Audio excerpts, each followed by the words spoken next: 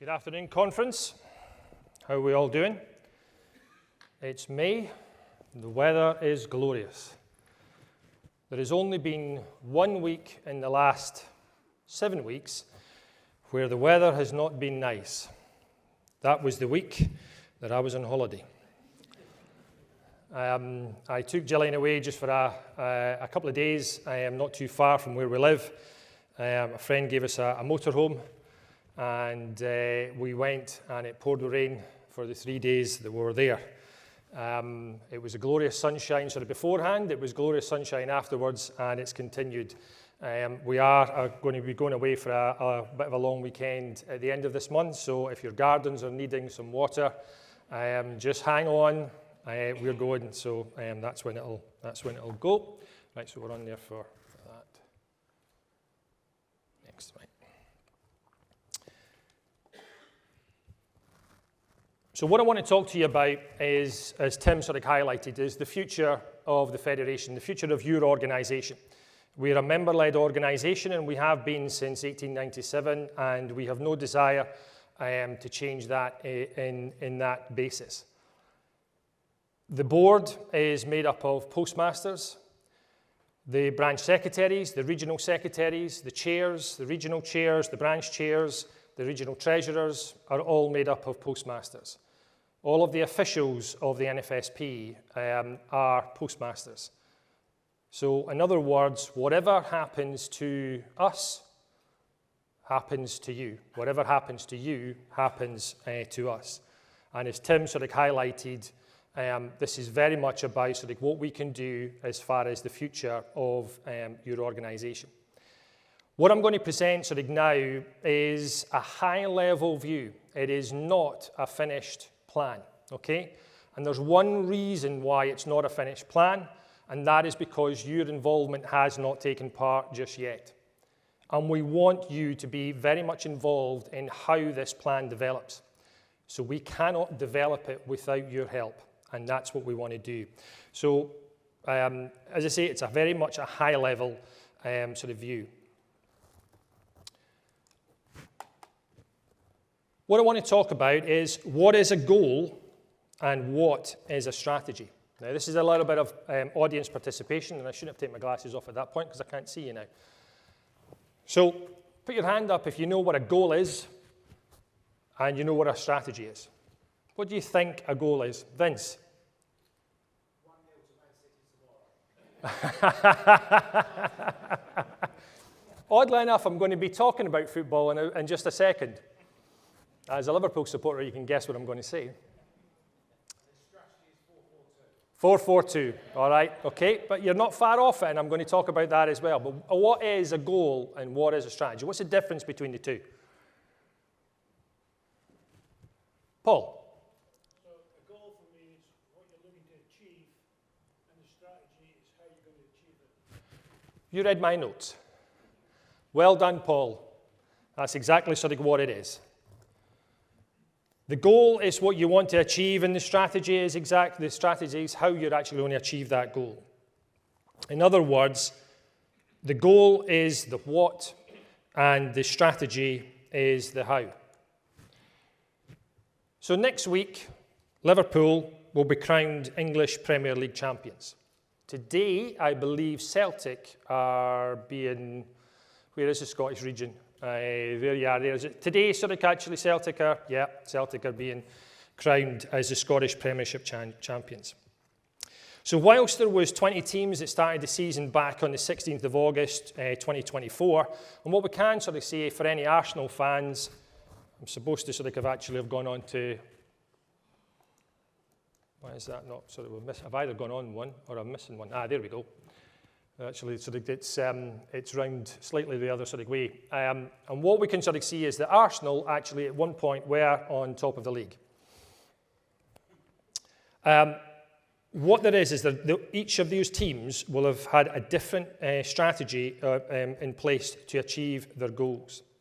For Ipswich, Leicester and Southampton, their goal would have simply to stay in the league, having been promoted the season before. Sadly, obviously, they didn't achieve their goal. For other teams such as Man City, Arsenal, Liverpool and Chelsea, challenging for the league title was possibly their goal.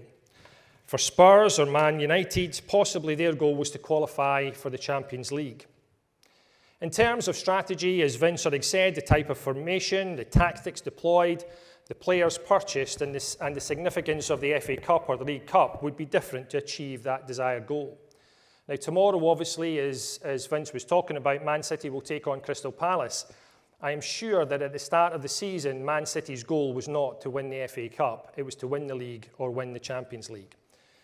But for Palace to be in a situation, or Newcastle, well done Newcastle, for Newcastle to win the League Cup or possibly win the FA Cup, that would be an overachievement, so like in their goal. That would be sort of a bonus. So while some have achieved their goal, others have not. And of course, within a highly competitive environment, each team is trying to ensure that other teams are not successful. So what is strategy? We hear this word being used often, but what does it actually mean? Richard Rumelt, in his book, Good Strategy, Bad Strategy, which is available from all good stores, of course, states that the strategy is a coherent mix of policy and action designed to address a challenge, not just a plan of action to achieve a goal. A good strategy, states Rumelt, has three key components. It is a diagnosis of the challenge, a guiding policy to address it, and coherent actions to implement that policy. So as far as the diagnosis, what does that involve? It involves understanding the nature of the problem or the opportunity being faced, identifying the most critical elements and analysing the challenges. It's the foundation of any effective strategy. It is vital, therefore, when it comes to diagnosing the problem, we are clear on what the issues are. When I took over this role back in June of 2018, Postmaster income was $365 million. And that was down from $478 million in 2013. That $113 million in revenue was really hurting the network and meaning more and more postmasters were earning less than the national minimum wage that they were paying their staff. Therefore, they were rightly feeling let down by Post Office and treated as second-class citizens rather than investing business partners sharing in a derived success. As of March 2025, overall Postmaster income has risen to $425 million. However, if we take inflation into account since 2018, the overall income should be $460 million, so we can see that you are still not being remunerated properly for the work you do. What is encouraging is that both government and the Post Office are now recognising the need for the network's income to significantly increase. And we cannot ignore the role of the NFSP in ensuring that is being recognised. What we can see via the Horizon Inquiry, which the NFSP have supported as strongly as we could, is that Post Office's strategy of the past was to reward themselves to the detriment of you, the investing postmaster. Back in 2019 and 2021, the NFSP carried out research, as we regularly do, to understand the financial health of the network. What these surveys showed us is that the majority of postmasters make more from their retail than they do from their post office. $3 billion versus $391 million, and that is based on 21 figures. Less than 30% of postmasters felt that the post office listened to them. 2/3 believed that customers had left them to deal directly with suppliers such as Royal Mail. The 2024 YouGov Postmaster survey highlighted that 48% of you felt dissatisfied with your role as a postmaster. 72% reported feeling undervalued by the Post Office. 74% disagreed that the Post Office Board understands the concerns of postmasters, and that is despite 4 postmaster non-executive directors being on the Post Office of the Board and also having postmasters as experienced directors. The Horizon Inquiry has taught us that governance of the Post Office at a governmental level, civil service level, and Post Office Board and senior executive group level simply was not good enough. For too long, the investment that postmasters have put into this network has been ignored, and when it came to decision making, and it still is today. For too long, the attitude of Post Office is that they are dominant and you are subservient. Between 2003 and 2015, 8 separate reports highlighted to Post Office that there were issues with the reliability of both Horizon and their prosecutions, yet With the support of government, they went to the High Court in 2018 to defend the indefensible. Colleagues, quite simply, that attitude by those within authority is what led to the Horizon scandal and what will emerge via the network transformation inquiry that will take place shortly. However, what we need to remember is that the Postmaster network is bigger than Post Office. Postmasters and their employees number 10 times the number of Post Office employees at 35,000. Adding Postmaster remuneration to the network's retail income, and we have a combined turnover that is nearly 4 times larger than the Post Office at around £3.5 billion. Too often, Postmasters are treated like junior partners, controlled by the Post Office and fed scraps of information in an attempt to put forward a view that Post Office is now engaging Postmasters. Colleagues, just last year, the Horizon inquiry experienced significant delay and added costs created by Post Office through its persistent failure to comply with requests for disclosure that were made by the inquiry. On more than one occasion, Sir Win Williams was compelled to call Post Office witnesses and hold special hearings to seek evidence to explain Post Office's lack of cooperation, which appeared to have been deliberate in many cases. At some point this year, Sir Win Williams will deliver his report and recommendation, which will result in Post Office and government sitting down and making decisions. However, it would be too easy if the expectation was all on the Post Office to improve. That it's only their culture that has to change. Colleagues, we have to accept that our culture has to change. Our culture has to improve as well. The psychologist Milgram stated that the proximity effect is important in that humanity is more likely to inflict harm when remote from the person being harmed. This is why people are so cruel to others online, because it's easier to disconnect from the person when you're not in the room with them and disassociate yourself from the harm you cause. This is an issue where human behaviour is a result of the function of the place and the person. In other words, if you have the wrong culture in place, it can cause the wrong individuals to act in the wrong manner towards others. Change the culture, and those wrong people will no longer have the environment to act in the wrong manner. A guiding policy is the overall approach or direction that the organisation will take to address the challenge. It outlines the core strategy for success. This is why we conducted research last year on what it is that Postmasters want from the NFSP. You told us 5 key things that you need are the NFSP to amplify your voice. You want us to help you enhance the commercial aspects of your business, support you to improve your business operations, provide training so that you can upskill yourself and your staff, and enable you to have a positive impact on your community. What immediately struck me about these 5 key guiding principles is that Postmasters are not saying, pay me more for doing less. Rather, they're all about doing more, being better, and asking for support to achieve. I think that says a lot about the character of Postmasters, and you need to be applauded for that. As the NFSP plans for the future, these aspects will form our guiding policy because that is what you've told us you want from us. However, we will not achieve it on our own. We can only achieve this with your help and support.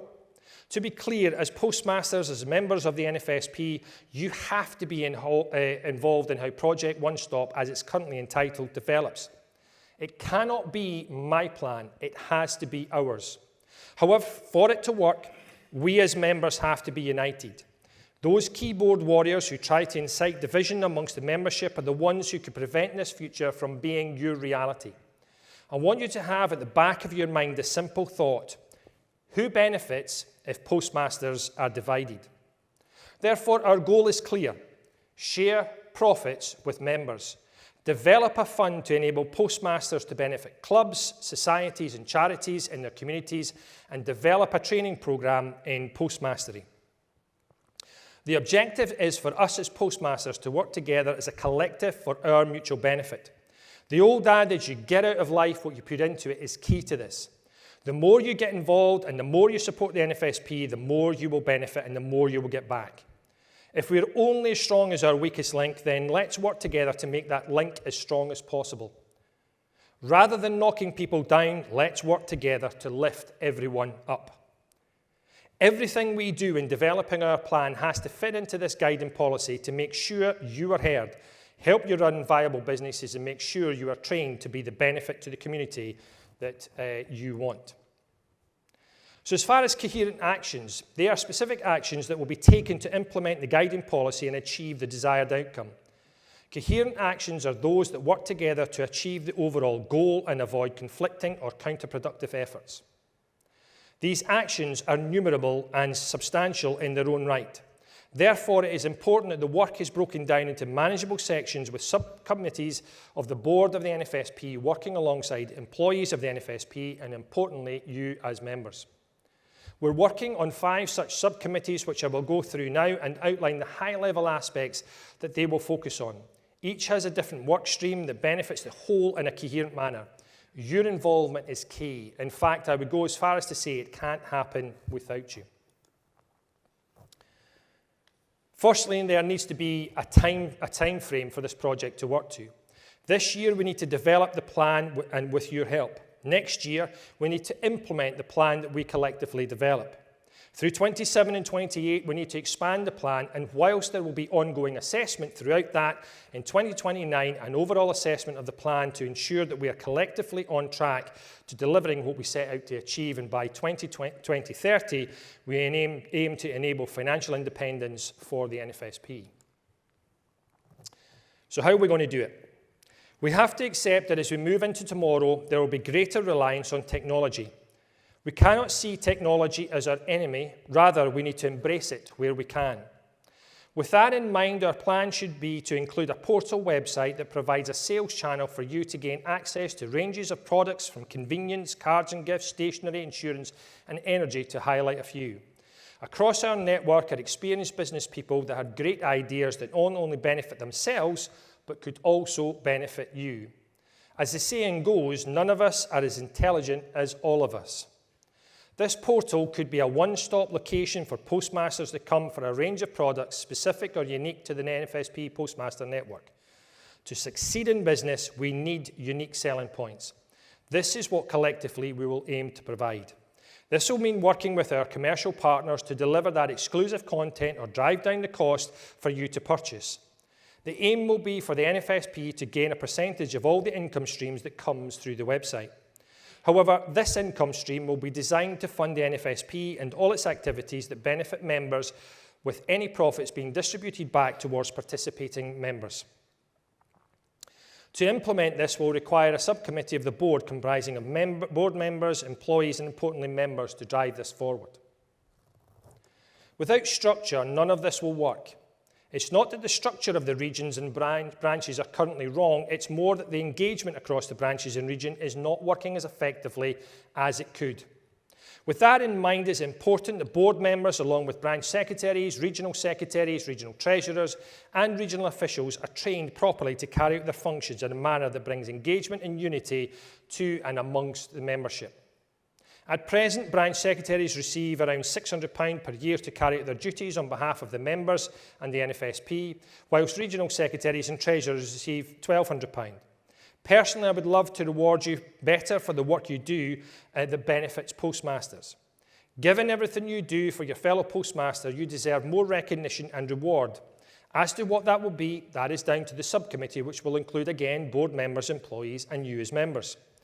The role of the regional committee has to garner greater recognition and focus. Titles are not important, roles are.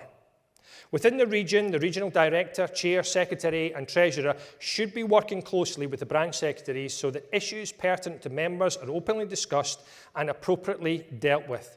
It is this critical mass of postmasters that together can ensure that the needs of postmasters are heard within post office and also government. If we get this right at this regional level, then the goal of ensuring postmasters are treated properly by government and post office will be in reach. Togetherness or unity has to be the culture within the postmaster network. Individualism can't be present. As one postmaster put it, Calum, the reason I'm doing what I'm doing is for my business. To control a horse, all you need is a bit strategically placed in its mouth. Post Office know that to control postmasters, all they need is a few strategically placed postmasters to push through their agenda. The inquiry has shown that this is what they did in the past, and it's clear they're still doing it today. This is why our Culture Committee is vital, and I would like to pay my appreciation to Gwyneth Millington and Ryan Marawaha as co-chairs of the committee. By no means should we underestimate the saying, united we stand, divided we fall. There is another key aspect of this area of the overall plan, and this is training postmasters, and I would like to highlight Ying Shi of Caterham Post Office for sending through this ideas. Now, I thought Ying was going to be here, but sorry, Ying, I haven't got my glasses on, so yes, you are sort of there, good to sort of see you. I was looking around for you and I wasn't sure, but anyways, this is Ying has sent this through, and it was so good, I've included it sort of in my speech to give you an idea of exactly what we can do together. At last year's conference, the term postmastery was used to describe a qualification that is unique to post office environment, and this is what we aim to map out here. As Ying puts it, a post office business school aims to address challenges faced by postmasters by offering practical, accessible and relevant education tailored to our unique needs. As the retail environment becomes increasingly competitive and digital transformation accelerates, postmasters must adapt to new challenges from e-commerce to customer service excellence while maintaining the trusted local service the post office has always provided. There is the potential for a post office business school to provide a voluntary platform for postmasters to build their skills, increase their revenues, and ensure their branches remain sustainable for years to come. So what could be involved?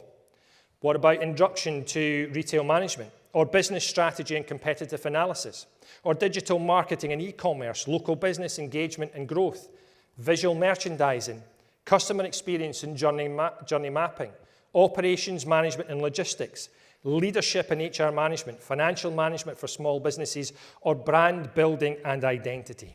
These are just some of the aspects that could be covered.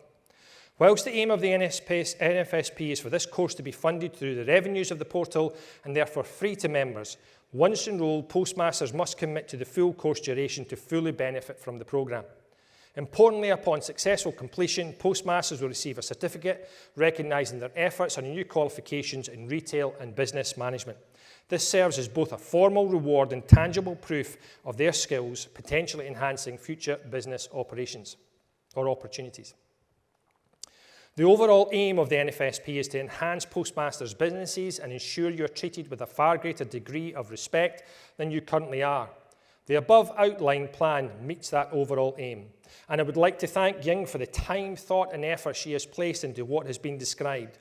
I know within this room and out in the network are more thoughts and ideas that could benefit us all.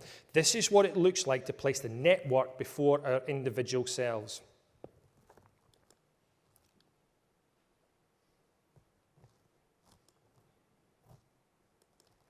I hadn't sort of clicked on far enough. A debate that is raised for the last decade is whether postmasters should pay for membership or it should be free. That debate will go on. What I can say is that 46% of postmasters said they did not want to pay for membership because they can't afford it. Evidence shows that those bodies that try to charge membership don't attract many members, as 67% of postmasters are exclusively members of the NFSP. 11% are members of the NFRN, 6% are members of the CW, and less than 1% claim membership of other bodies purporting to represent postmasters. Membership is more than a fee that is charged. It is about what is received. Again, if we get this right, the issue of subscription becomes null and void. Tesco offer its club card and Co-op its membership card. Both are free but provide benefits. Combining the benefits of both is what the NFSP are trying to achieve. So what can we do to expand the benefits members receive? And we can do that through the NFSP Plus.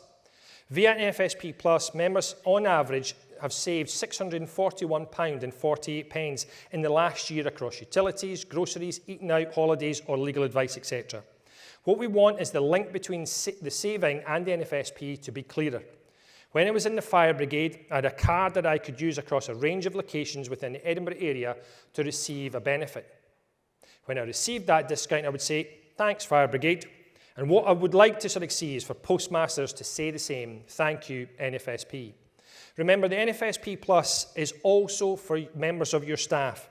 So it's an employee perk that you can give just by being a member of the NFSP. All of this can be linked to an individual membership account that shows you as a member buying products and services from the NFSP, and this can be turned into points, and your percentage of the overall points will determine your profit share.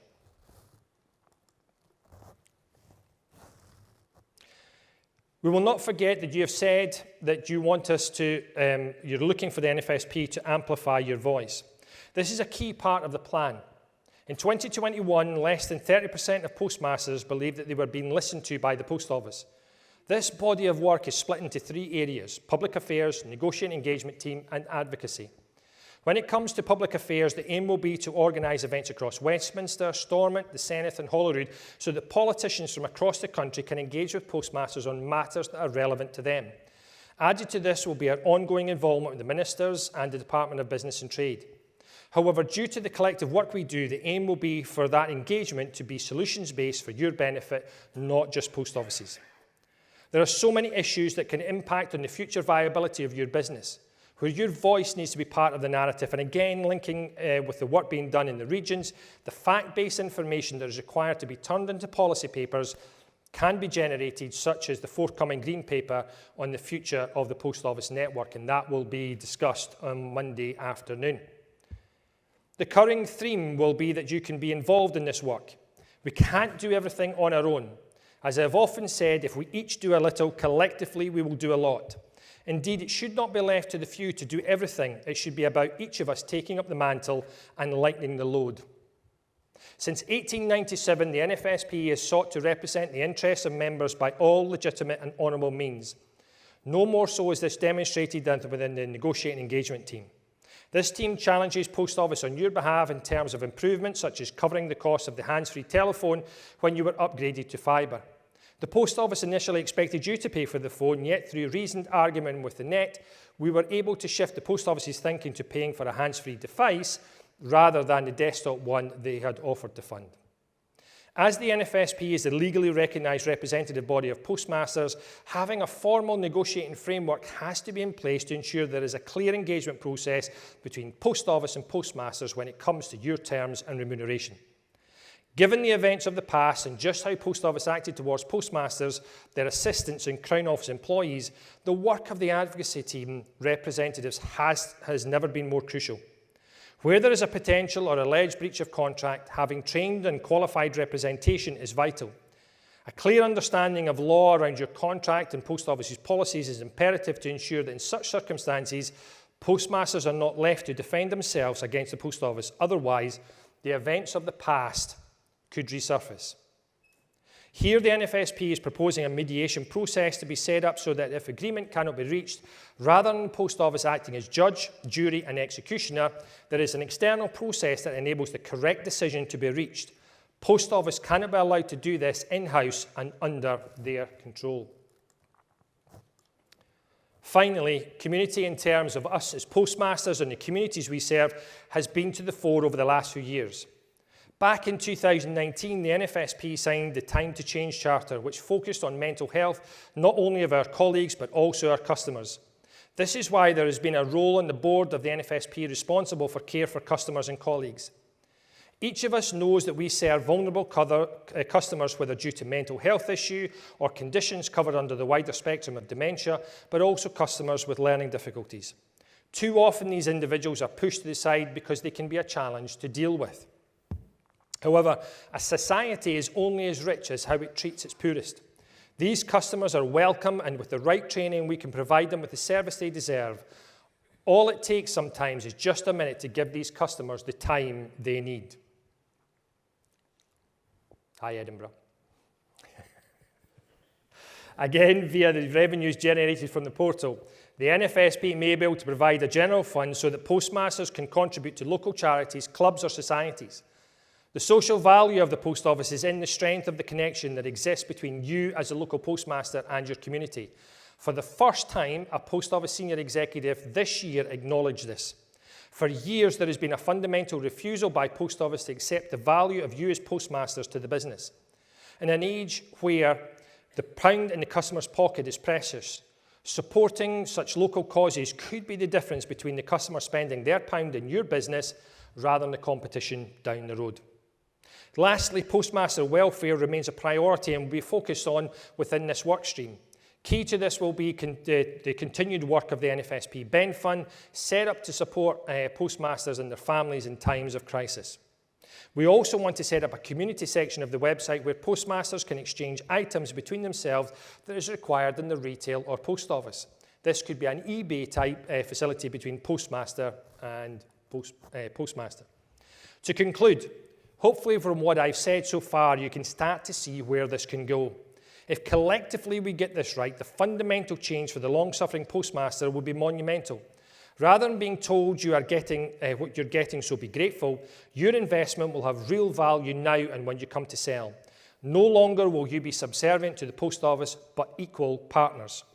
With everyone working together for the same common goal and common good, division within the network will reduce, and no longer will government and the post office be able to use that to their advantage and your detriment. This isn't going to be an easy walk in the park and be ready next week. This is going to take months or years of work from the NFSP and yourself to make this happen, but happen it can. What we can see from the outline of the developing plan is that we have a structure of a strategy and have a diagnosis of the challenge to be the lack of remuneration, products and services, as well as governance and culture. And we have our guiding policy that you have told us. Finally, we have the coherent actions to implement the policy where board members, employees and members will work together to develop our portal, strengthen our regions, bring value to our membership, amplify your voice and enable postmasters to be a benefit to their community.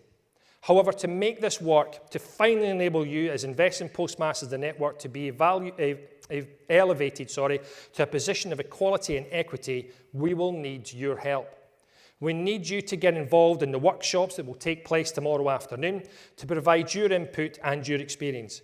We need you to be part of the subcommittees that develop and fine-tune the strategic plan, and we need you to speak to your colleagues in the network, encourage them to also be involved.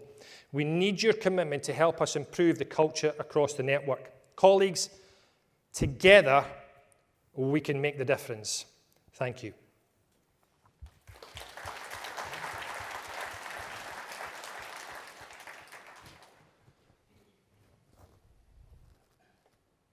Glasses, so I can see you. No questions? I was only obviously joking with that. Tim, right at the back.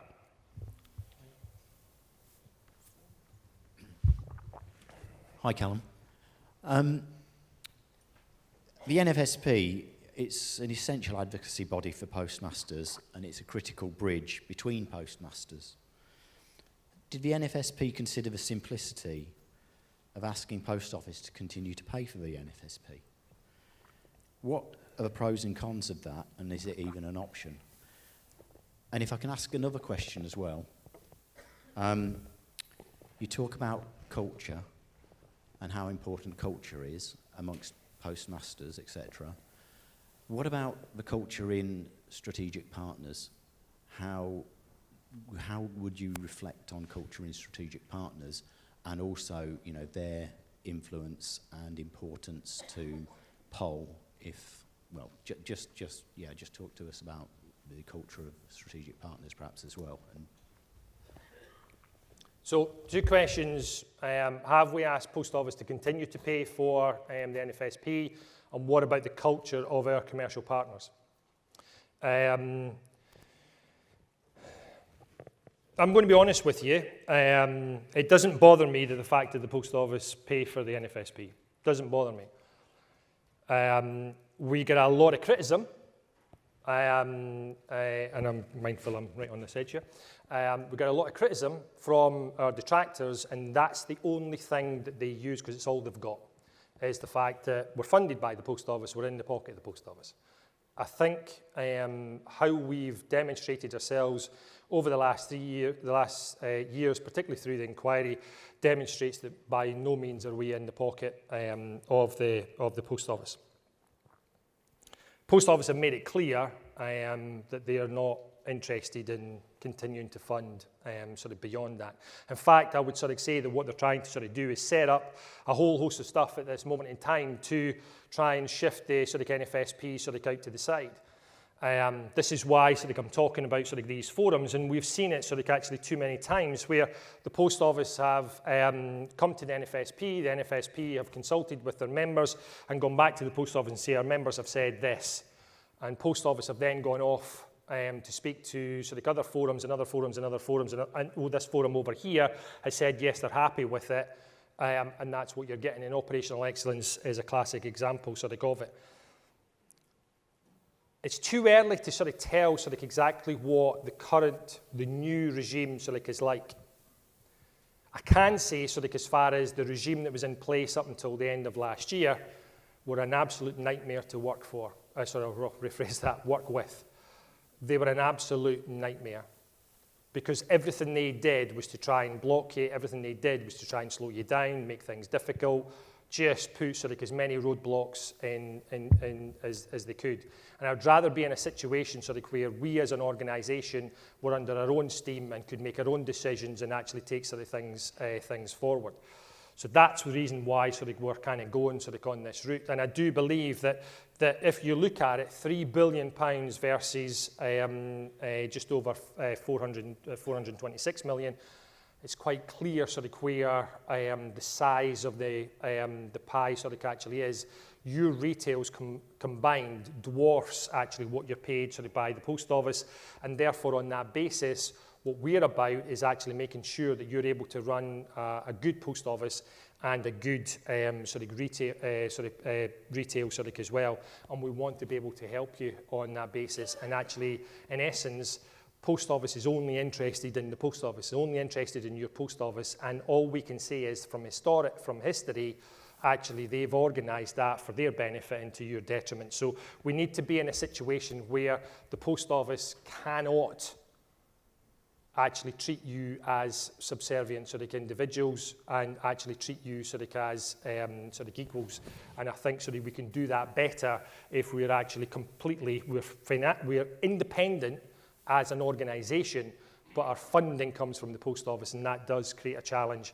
And it's obviously been highlighted as far as Lord Justice Fraser's report back in 2018. So if we can move away from that, I think better. As far as the culture within our commercial partners, the relationships that we have, the people that we deal with at this moment in time, they go through a rigorous, we don't just take on anybody, we check them out, we do due diligence on them to make sure that actually their culture does fit with ours. And certainly that is a factor that we'll have to consider going forward. And it might be that actually we feel as an organisation that a commercial partner's culture or ethos doesn't necessarily fit with ours, and we'll just have to part as friends and go in our own direction. And anybody who we bring on, actually we need to make sure that they do fit with our culture on that basis. Okay. Paul. Good to see you, Paul. Hi, Calum. Scotland branch. Two quick questions. One, with regards to retail, is there not an opportunity here to maybe go out there and bring in that expertise, maybe NFR, the retailers of small businesses or retail news that would help us there? And the second bit would be, in your speech you said that 40% of membership weren't keen to pay a subscription. That means you're still 60% prepared, and I don't think we should take that off the table. Sorry, 54%. Sorry, it's 46% versus 54. And yeah, I accept it, and I'll look at it on that basis. But what I was really trying to highlight is it's not a binary argument.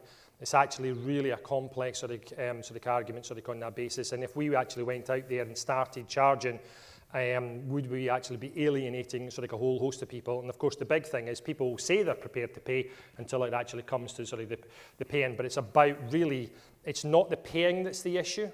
It's actually what they're receiving. They've got to believe that actually what they're getting is giving them value. And that's where we really need to go down. That's why I was highlighting it in the way that that we do. We want to be able to make sure that there's a relationship between the members and the NFSP that is so strong that Postmasters can actually understand exactly what they're getting from the NFSP and how being a member of the NFSP benefits them. So that's really what the argument is about. Less so what I'm trying to say is the argument of whether they should pay or whether they shouldn't. It really doesn't matter. It's about what you get back. But what I was highlighting is that 67% of Postmasters are exclusively members of the NFSP. That's a huge, huge proportion sort of people that choose, that don't want to be a membership of anything else. They are happy and they want to be sort of members of the NFSP. Okay. Yeah, right, David. Vince. Do we believe the NFSP has the structure in place to deliver this, and more importantly, the capability to move forward with quite radical plans here that are being done by other organisations out there? And I think that we need to be certain that if we're going to go down this road, we are able to deliver and have the right backup to make it work. Yeah. Just secondly, the £4 billion you're talking about, I'm assuming that's turnover rather than revenue on my bottom line. Yes, it's turnover, not profit. Yeah. So yes. So capability is a very good question, and it's certainly something that's on our mind. Tomorrow we will have 2 individuals, 2 business coaches who will be coming along, Helen and Gwyn, and they will be presenting, and they're helping us and supporting us as far as the capability sort of side of things as well. But that's why actually we want you to be involved as well, because we do believe that you know how to run a business, and you know how to run a post office, and you know how to run a retail. And I believe sort of that together we can actually do this. If there is a requirement that sort of comes that we identify through sort of actually the development of the plan, then we can fulfill that. But yes, I do think sort of capability is very much on our mind. But yeah, I think sort of we've actually got enough knowledge. I mean, Tim, sort of you're 30 odd years sort of in business. I'm 30 years in business. And I'm sure within this room there's probably well over a couple of thousand sort of years of experience of running sort of businesses. So I do believe that sort of out there in the network is sufficient capabilities to enable us to help us. Okay. Hi, John. Hi, Calum. There's people over here as well. Okay. Yeah, hi, Calum. You referenced in your speech about Sir Wynne and the inquiry reporting later this year, and obviously that's a great concern for Postmasters as we move along this year. Post Office Limited seem to be doing lots of different things and demonstrating lots of change in things that they're doing in, I suppose, covering the ground, ready for the report to come out. Could you maybe highlight 2 or 3 things that the NFSP have done over the recent months and are doing ready in preparation for what we believe is going to be in that report, so that we have got our ducks in a row and are moving in the right direction? So what I can sort of say, and which I think is an important sort of thing, John, is that Sir Wynne has published that he will be very shortly sort of providing volume 1 of his ruling. He has also highlighted that those who will come under criticism, whether individuals or organisations, have received warning letters. So the good news is the NFSP has not received a warning letter. But does that mean sort of actually that we just kind of sort of carry on as we are? No, I don't think I don't think it does. As I highlighted, I don't think the structure of the NFSP is the problem. What I do sort of think is that actually we're not doing enough to engage sort of with the members. I think the Culture Committee sort of is key to that, and you're obviously on that, which is appreciated. And I think that really has to sort of be the biggest thing sort of that we are doing as an organisation to make sure that the culture within the network is as right as it can be. Now, here's the thing. It was quite interesting as I was detailing, having a conversation with our inquiry lawyers. The question was put to me sort of about, what is the NFSP? And I said, well, what do you think the NFSP is? And the response was, well, if you don't know what it is, then we're all in trouble. I said, no, that's not what I'm meaning. I'm asking you what you think sort of the NFSP is. See, some people think the NFSP is me. Some people think the NFSP is Tim or the board. I don't. I think the NFSP is all of us. I think it's everybody that's in this room and everybody who's out there as a member. We are collectively sort of the NFSP, and a lot of people fail to sort of realise that.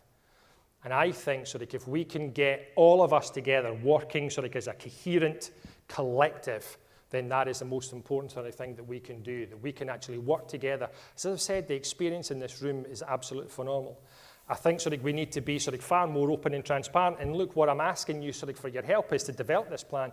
I'm not coming sort of saying, I've got all the ideas, this is what you're getting. I want you to be sort of involved. It has to be sort of us working together. What I can sort of say is, this is what I wanted to do when I started.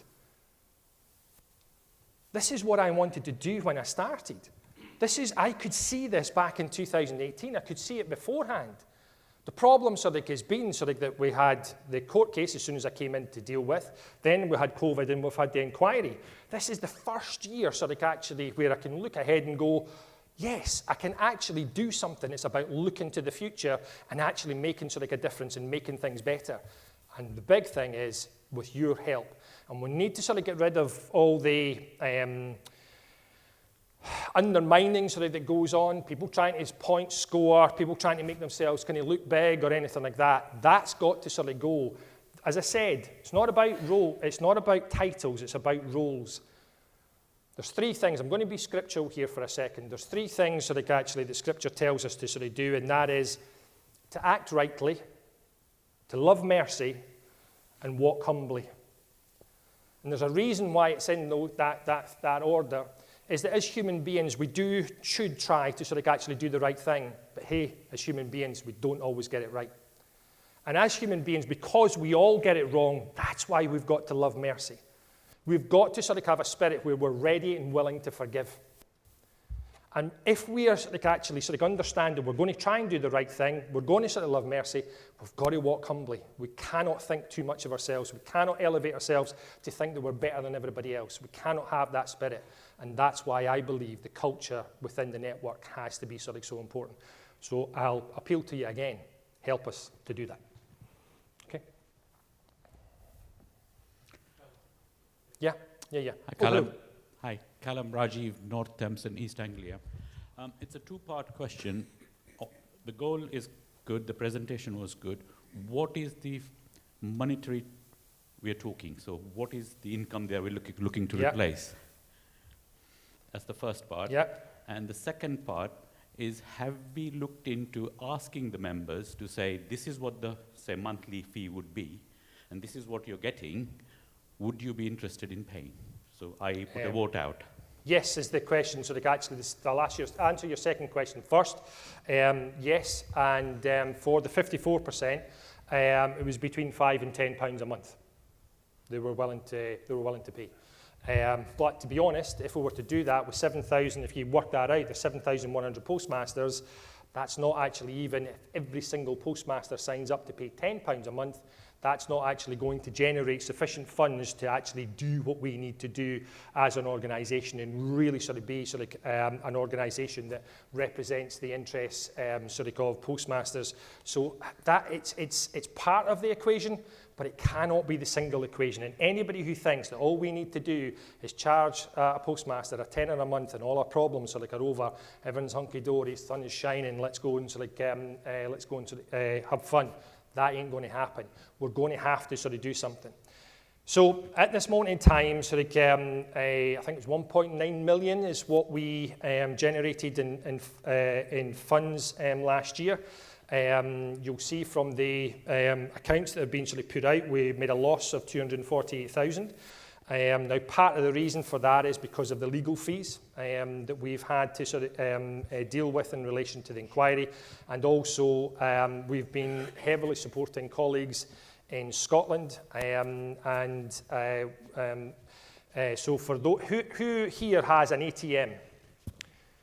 All right, so there's a good few of you sort of have an ATM. So do you realise that sort of actually you haven't been paying any business rates if you're in England and Wales, and not so much in Northern Ireland either, but if you've been in Scotland, you've been paying business rates since, separate business rates, by the way, on your ATM, your external ATM, since 2012. And there was a Supreme Court ruling sort of back in 2020 that said that the councils couldn't charge for that. They couldn't charge separate business rates. However, in Scotland, they've just continued to sort of go on and do that. So we've been fighting on behalf of the colleagues in Scotland, and we've been able to get tens of thousands of pounds, and some postmasters are due hundreds of thousands of pounds back in business rates. So we've been paying sort of, there's been quite a few legal fees, expenses involved in that, and it's taken us to the point that we're actually having to go to the Lands Tribunal, which is a special court sort of within Scotland, to force the councils to abide by the Supreme Court ruling rather than continue to charge sort of postmasters tens of thousands of pounds a year in business rates. So that's the reason. Remove that, and actually the 1.9 million doing the activities that we do, we can be funded and have a small sort of profit sort of on that. I'm not looking to be a profit. If we are making a profit, I want to sort of give it back to you as postmasters. So if we kind of see 2 million, and certainly all of the indications sort of is that we could develop that quite easily.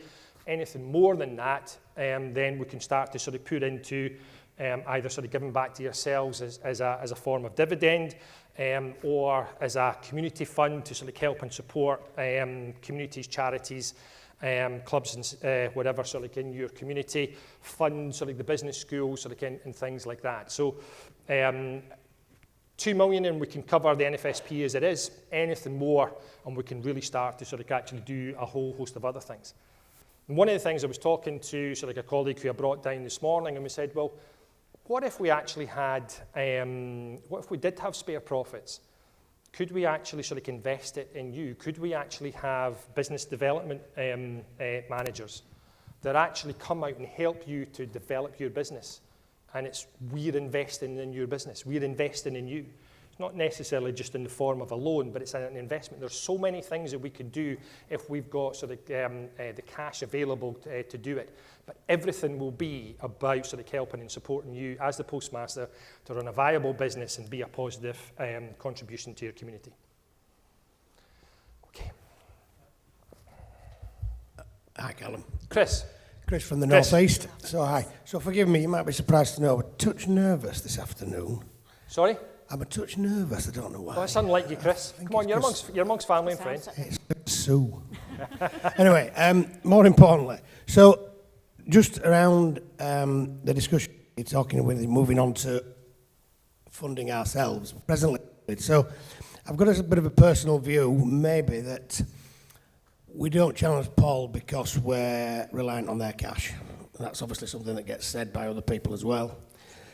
But I also have another view. So in business, I've always made partnerships personally. Yeah. Now as a supplier or a customer. And for me, that just means a relationship. It's dead simple. What I don't see is the NFP's relationship with Paul being a partnership, personally. And so, if it's Paul's fault, what I don't understand is why the NFSP don't expose. So, publicly, show them that they can't dictate. So the recent SEG discussions seems to be a perfect example. So I don't see a strong partnership for Paul also with our key Mails partner, which is Royal Mail. It seems that they're also dictated to by Royal Mail. It's not a partnership. I actually think Everest is another example because recent contract has got dictation in it, especially to us, never mind to Paul. And it means that people are having it taken out of the business, never mind put in the first place. Yeah. Now, by way of a small contradiction to me believing that you don't challenge, I personally think that we need to expose Post Office Limited, but I also think we need to get closer. And I think part of what you're saying about being self-funded, it's got to be included, and we've got to. I just don't see publicly the harshness of our challenge, I guess, and I think a lot of us in the room might like to see that. Go and just say your last bit, sort of again. Sorry, I didn't quite sort of catch you. So basically, so it's a small from my perspective. It's a small contradiction. So I do think that we need to expose Paul when we need to expose them on subjects, whether it be, for example, tell the world that they have stolen money off us because they haven't got a proper agreement with Royal Mail. Use whatever word we want to use. Yeah. But then I also do think we've got to get closer in there and get that partnership. Yeah. Now, Yeah. I think there's a belief, like I said earlier, that maybe money's an issue. So when we're funding ourselves, we've got different choices to make. But we could still do that in the meantime, in my feelings. Great, got you now. So, one thing I haven't mentioned is mutualisation. All right, but I did mention the green paper. Last year, I talked a lot about the Oversight Committee. That's not off the table. In fact, it's very much on the table. Ruth and I had a meeting with the Department of Business and Trade, not last week, the week before. And it was very much on that, and actually the Oversight Committee will be included in some form, I don't exactly know what, but it's going to be included within the green paper. So mutualisation is a closer possibility in terms of it being able to be done, or there's a willingness to do it, rather than, but the post office will have to obviously be in a financial position before it can be done, and that's going to take time. And this is what we've been saying, is actually having the Oversight Committee there sitting alongside the board of the post office, being that critical friend, being that constructive challenger, to make sure that the decisions that they make are not in their interests, but in the interests of the totality of the business. But I do believe, and again, this is something I talked about when I came in back in 2018, the relationship between the post office and the postmaster has to be hand in glove. I honestly believe that. I don't see actually how a bone-on-bone relationship between postmaster and the post office can be for our mutual benefit. But what the post office are going to have to do is they're going to have to give up some of the control that they want to have. And that's what they are doing more now, I would say, than even in the past, because there's that real possibility of things changing. And it was just last year, just February last year, when I met with a senior individual in the post office about the governance of the post office, and his thought process was, the first thing he said to me, Calum, we've got no interest in changing the governance of the post office. So that is what I think they've moved on from there now, but I do still think that they're wanting to maintain that control. What I keep on saying to the post office, and Mark is, hopefully Mark will be, Mark Eldridge, who's here, is the Postmaster Experience Director for the post office, and obviously a postmaster as well within North Norfolk, that he'll have heard me say a lot. It's no longer them and us, it has to be us. I'm not interested, I do not view post office as being different. I do not view post office as being them. I view post office as being us. You've got an investment in this business, you're a business partner of this, and what we're talking about is actually elevating you not to a position of superiority, but a position of equality. That's what we've got to have, and I believe that if we can do that, we can move on together. There's so many things that the NFSP can do that the post office just can't, because it's owned by government, and because of the commercial relationship that it has, it just can't. So there's certain things that it just can't do, but guess what? We can, and we can do these things for the benefit of you. So I do think there's opportunities there that we can actually work together, rather than actually being bone on bone. Post office doesn't need to actually act in a manner. We're not the enemy. Postmasters are not the enemy. We're very much actually the business partner of the post office, and I think they need to just actually allow us greater autonomy, greater equality, with them as a business. And I think actually you can give them, because you've got so much experience, so much knowledge, so many great ideas, and I think actually together we could really take this business forward. As I say, one of the things, I won't embarrass, but there's colleagues here, and they've told me they've taken over a post office, and they can see actually not only has the post office income gone up, but the footfall has gone up because of the quality of the offerings they provide. Post office always talk about the amount of that post office is a footfall generator for you, but you're a footfall generator for them. The quality of the service that you provide brings customers into your retail environment, and they will use your retail and they will use your post office. We talk about 10 million post office customers a week. How many retail customers a week are there as well? Combine the sort of two together, and we've got sort of a huge sort of footfall sort of that's coming sort of in. And I think we need to start talking about success. We talk ourselves down sort of too often. We need to start talking about success, and there is opportunities, I believe, sort of out there that we could actually take forward. Okay. Yeah. Hi, Calum. Eric Moran, College Road, Northwest Region. You mentioned that it was almost impossible to deal with the structures and management of post office in the past, and hopefully from this year on things had changed. But with the recent, what's going on now with the small discrepancy regarding the large letter and letter situation, does that not point otherwise? So you'll have seen sort of obviously the communication that I put out yesterday. Alan and I met with a senior manager of the post office. I had actually emailed Nigel Railton and Neil Brocklehurst. Separately, they had seen because they read our weekly newsletter, and they had picked up that we had said within that there was evidence that the helpline had given sort of the wrong information.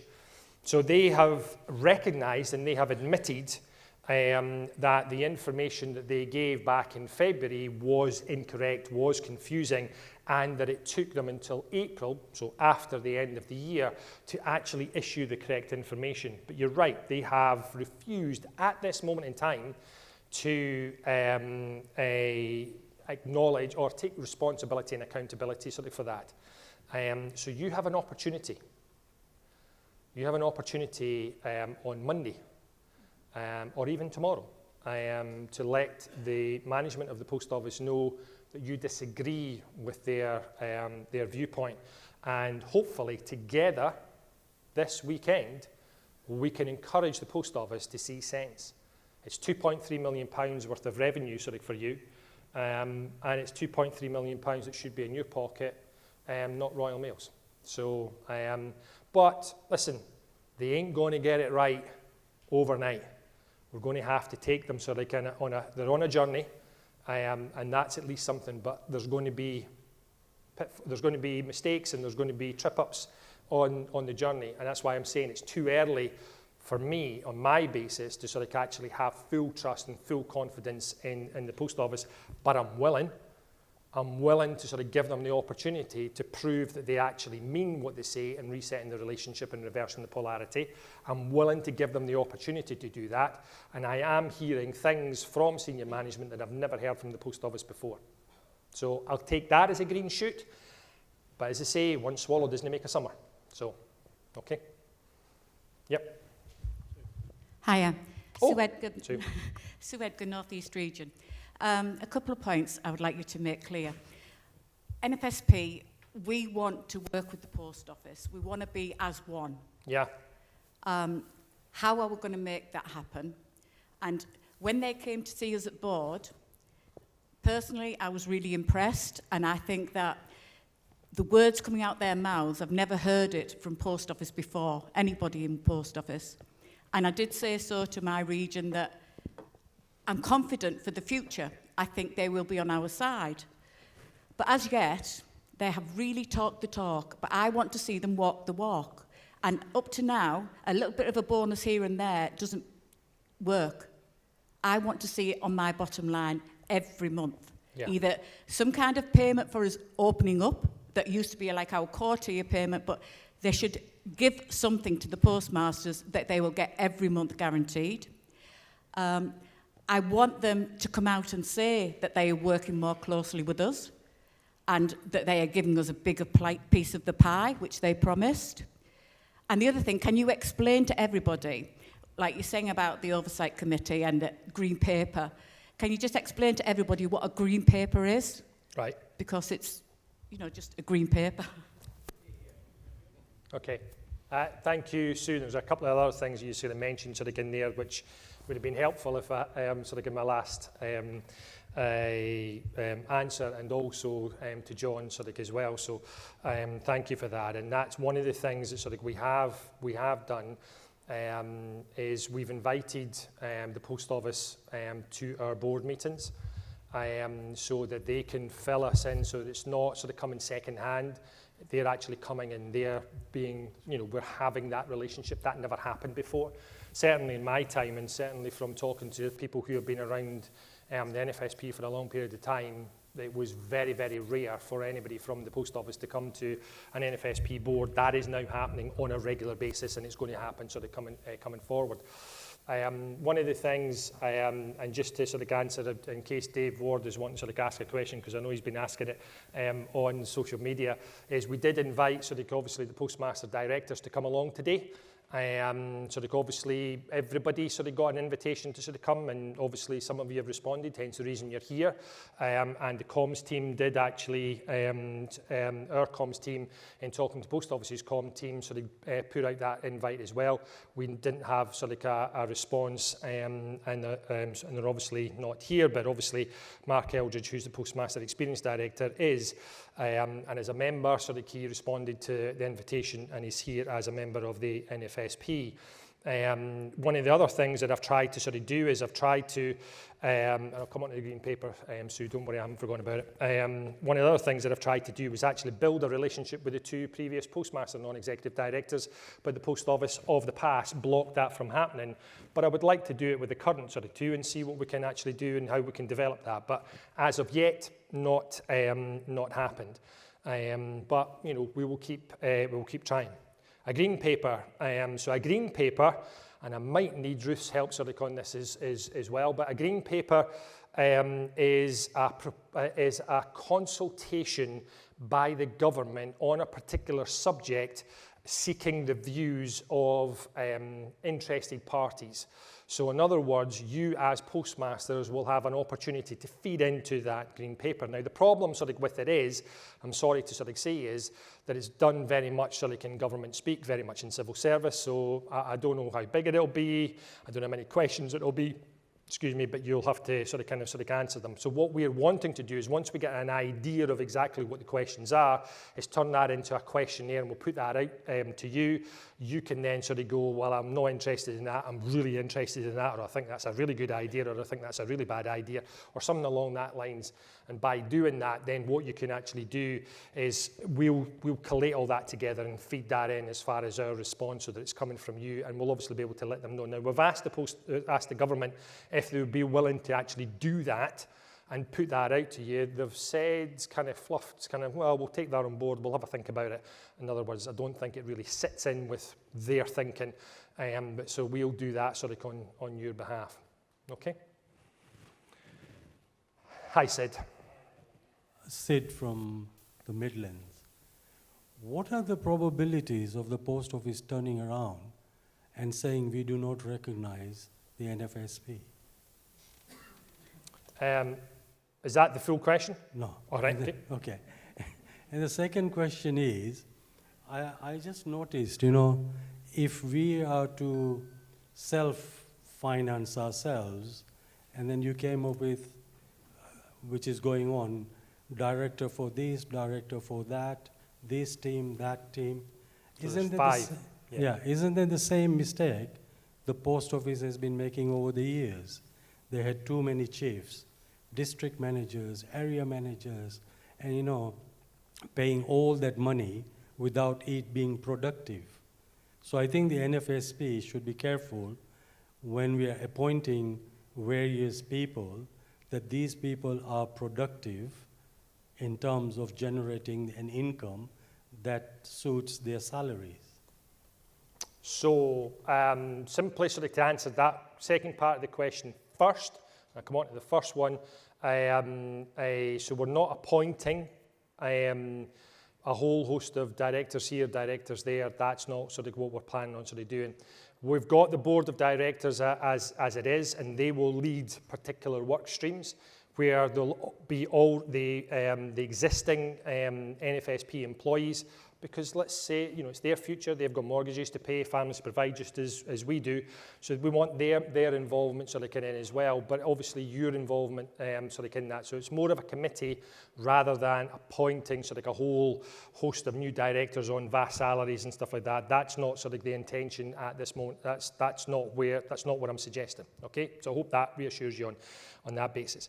As far as the recognition sort of the NFSP, the simple reality is 1.3 of your contract states that the only organisation that the Post Office can discuss matters pertaining to Postmasters is the NFSP. It's the only organisation that is legally recognised. No other organisation, irrespective of what it says, has that legal authority. Only the NFSP. The other sort of thing is the grant framework agreement that we have with the Post Office and its existence just now also contains clauses within it that gives the NFSP the legal authority to act on your behalf. But I think what's important is, and this is the important bit, is through the branches and through the regions, it's about, and this is what I was talking about, it's about the collective working together and the engagement. It's not about me, and there are people in this room who have been part of forums that the Post Office have engaged, and they'll have heard me saying it's not my place to make a decision on behalf of Postmasters. It's my place to hear what Post Office have to say and bring that to Postmasters and bring them into that discussion and listen to what they say. Now let me give you a classic example of what happened back in February. The Post Office came to one of its forums and they had an idea as far as an option A or an option B as far as remuneration for the coming year. They presented something, the Postmasters who were there, option B looks quite good, yeah, we'll go for option B. And then he turned to me and I said, well, it's not my place.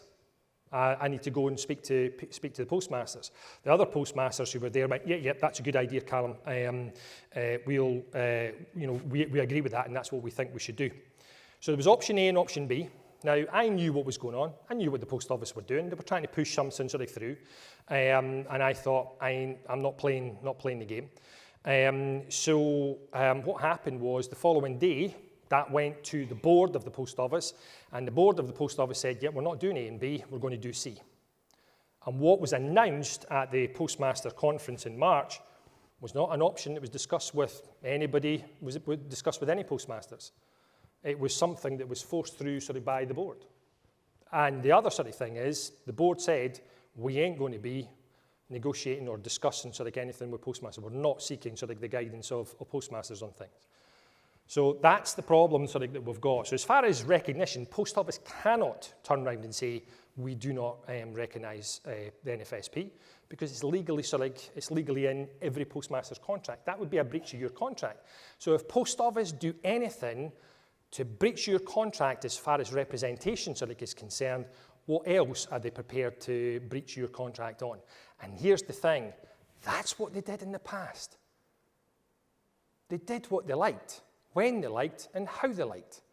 And what we can't do today is what they mustn't do today is act in exactly the same manner as they did in the past. So I'm well aware of what's going on. I'm well aware of what is being done, and I'm trying to protect Postmasters from being placed in positions of harm by the Post Office as they try to push through their narrative. As I say, and to answer the previous question, there are some things where I think, yep, we could be going in the right direction, and there are some other things where I think they're going in the wrong direction. That's the direction of the past. Okay. Hello. Hi. Oh, Bhavna. It's Bhavna from Northwest. 1 minute. Okay. Right. Okay. You're the last question. You have the last word, Bhavna. Oh, always. Yeah. Okay. Always. Sorry for anyone else who was having questions, but I'm getting Nick from the back. Okay. I will make it very long then. Have you or has the team ever thought of creating or generating more income from Post Office by more project-specific grants? When the grant funding ends in 2030, I presume the project-specific grants will stop with that.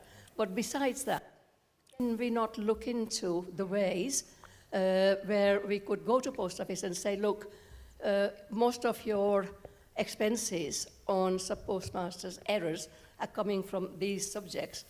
We could create a team who would make sure that those errors will be very much less than what they are now in place, give us the money.